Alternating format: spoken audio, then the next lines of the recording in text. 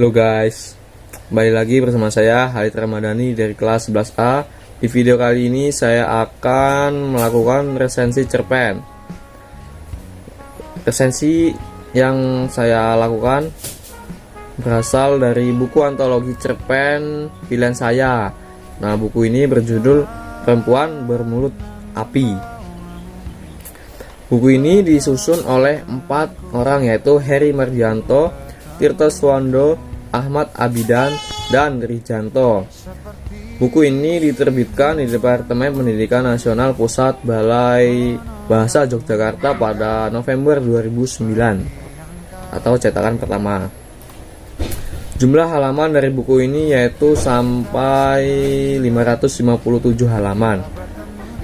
Dan di dalam buku ini terdapat 92 cerita dengan penulis cerpen yang berbeda. Dan pastinya gaya penulisan dan kemenarikan cerpen juga berbeda ya guys.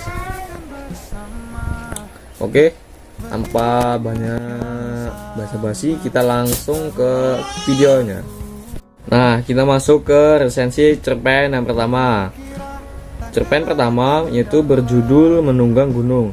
Cerpen ini ditulis oleh Subagio Joseph pada bulan Juli tahun 1958. Dan pada buku antologi cerpen Perempuan Bermulut Api, cerpen ini berada di halaman 191 hingga 193 atau hanya terdiri dari 3 halaman saja. Cerpen ini ditulis sebagai hadiah souvenir bagi Ana Hirjani. Cerpen Menunggang Gunung menceritakan seorang kakak yang begitu sedih karena kehilangan adiknya bernama Dodit. Nah, si Dodit ini dalam cerita itu meninggal ketika ia sedang mendaki Gunung Sindoro bersama teman-temannya kala itu. Di waktu yang berbeda, kakaknya Dodit bernama Yupi tengah berada di Gunung Sindoro. Ia kemudian menatapi seorang laki-laki bernama Tora dengan tatapan aneh.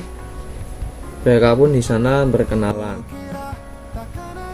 Lalu Tora bertanya kepada Yupi, "Mengapa kamu tadi menatapku dengan tatapan aneh?"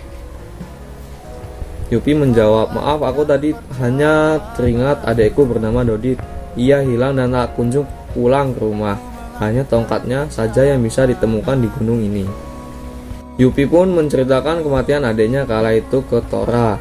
Setelah selesai menceritakan, Tora mengajak Yupi untuk pulang dan Yupi menolaknya karena masih ada rombongan teman-temannya di atas gunung ini.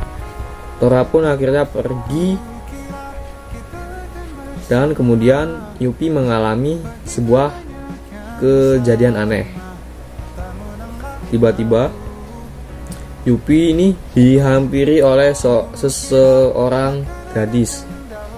Ia diberikan secobek kertas yang bertuliskan, "Jangan coba-coba pergi dari tempat ini." Dan cerita pun selesai. Menurut saya, cerpen ini sangat menarik untuk dibaca. Karena bagi saya pribadi, ketika saya membacanya, saya tertantang untuk terus membaca. Dan terdapat adegan yang tidak saya percayai yang akan terjadi selanjutnya, serta gaya penulisannya yang sangat menarik sehingga tidak bosan ketika kita membacanya. Juga terdapat kata majas yang membuat pembaca ikut terjun dan merasakan apa yang terjadi di dalam cerpen itu. Untuk kelemahan dari cerpen ini, bagi saya cerpen ini sangat singkat sehingga peristiwa yang terkadang sulit dipercaya dan membuat orang lain tertarik belum tersampaikan habis. Dan ending dari cerita ini menurut saya belum selesai. Juga terdapat beberapa kalimat dalam cerpen yang agak terbelit-belit. Dan rekomendasi untuk cerpen ini sangat cocok untuk kita baca mengisi waktu luang kita ketika kita sedang berada di transportasi. Di sana kita bisa meluangkan waktu kita untuk membaca cerpen ini. Karena cerpen ini tidak begitu panjang dan sangat menarik untuk kita baca. Dan kita lanjut untuk ke cerpen yang kedua, yaitu Azan di Kota Kami. karya Teguh Winarso.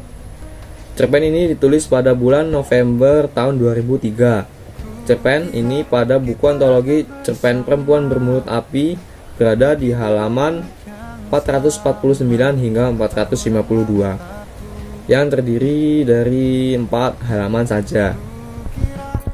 Oke, kita langsung ke sinopsisnya.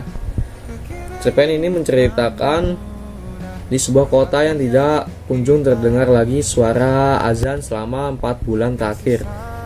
Nah, di masyarakat di sana itu mulai resah dan bingung kemana suara azan tersebut menghilang, sehingga membuat orang di sana risau dan khawatir karena keadaan di sana sudah tidak aman lagi seperti dulu, yang disebabkan nilai-nilai agama di kota itu sudah tidak dijunjung lagi oleh sebagian banyak masyarakatnya. Suatu saat, terdapat seorang mencari tahu kemanakah hilangnya suara azan tersebut. Mereka baru ingat bahwa beberapa bulan terakhir itu para muadzin yang mengumandangkan azan telah menghilang tanpa kabar dan sepengetahuan orang banyak. Dan mereka mencurigai pada pihak berwenang, yaitu pihak polisi, yang hanya diam jika ditanyakan perihal menghilangnya suara azan di kota tersebut. Menurut saya pribadi, susunan katanya sangat baik dan menarik untuk kita baca. Juga terdapat beberapa nilai moral yang bisa kita ambil sehabis kita membaca cerpen ini. Namun untuk kekurangan cerpen ini, kita harus membacanya berulang kali agar bisa paham akan maksud dari cerpen ini. Dan juga terdapat kata-kata yang diulang sehingga kita terkadang bosan ketika membacanya. Dan karakter polisi dalam cerpen ini diceritakan lalai akan tugas dan tanggung jawab untuk mengayomi masyarakatnya. Nah, itu tidak patut untuk kita contoh.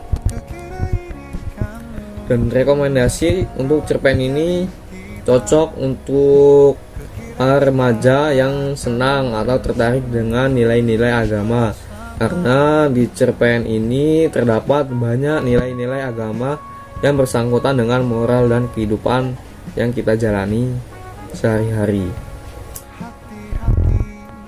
Dan untuk resensi cerpen yang ketiga, yaitu berjudul Angkat Topi, karya Amri Sanur. Cerpen ini ditulis pada bulan Januari tahun 1979.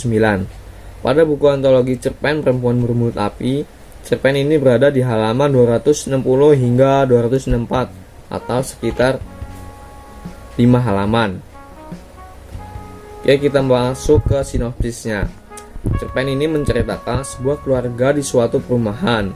Istri dan keluarga Pak Idrus diceritakan sangat kesal kepada tetangganya karena anak tetangga yang membuang sampah ke halaman rumahnya. Istri Pak Idrus ini ingin sekali bertemu dengan tetangganya itu untuk membicarakan perihal ini, tetapi suaminya, yaitu Pak Idrus, terus melarang istrinya karena takut akan menimbulkan masalah yang nantinya akan besar. Suatu hari, anak Pak Idrus sakit dan posisi Pak Idrus itu berada di kantor. Nah, istrinya bingung dan kemudian seluruh tetangga ramai berada di rumahnya. Kemudian Bu Ros atau tetangga yang sering membuang sampah di halaman rumahnya itu datang membawa mobil untuk mengantarkan anaknya Pak Idrus ke rumah sakit. Hal itu membuat istri dari Pak Idrus luluh akan kebaikan Bu Ros. Menurut saya, cerpen Angkat Topi memiliki alur yang sangat jelas dan bahasa yang digunakan baku, sehingga mudah dimengerti bagi siapapun yang membacanya. Dan terdapat nilai moral yang bisa kita ambil dan bisa kita tetapkan di kehidupan sehari-hari. Namun kekurangan dari cerpen ini adalah terdapat beberapa kalimat yang sulit kita pahami. Untuk rekomendasi, cerpen ini cocok untuk remaja maupun orang dewasa yang sedang atau mungkin membutuhkan sebuah inspirasi dalam menjalani kehidupannya, karena kehidupan ini tidak berjalan sesuai dengan rencana atau keinginan yang mereka harapkan.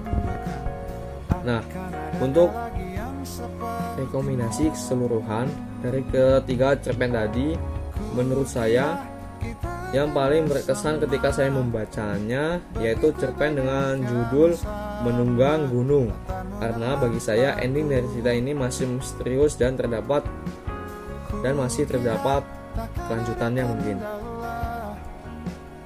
Namun cerpen Azan di Kota Kami dan Angkat Topi juga menarik karena di sana terdapat pesan-pesan moral yang bisa kita ambil untuk dijadikan sebuah inspirasi dan gambaran dalam hidup kita untuk terus berbuat baik. Oke, mungkin cukup sekian resensi yang dapat saya sampaikan. Kurang lebihnya saya mohon maaf and see you.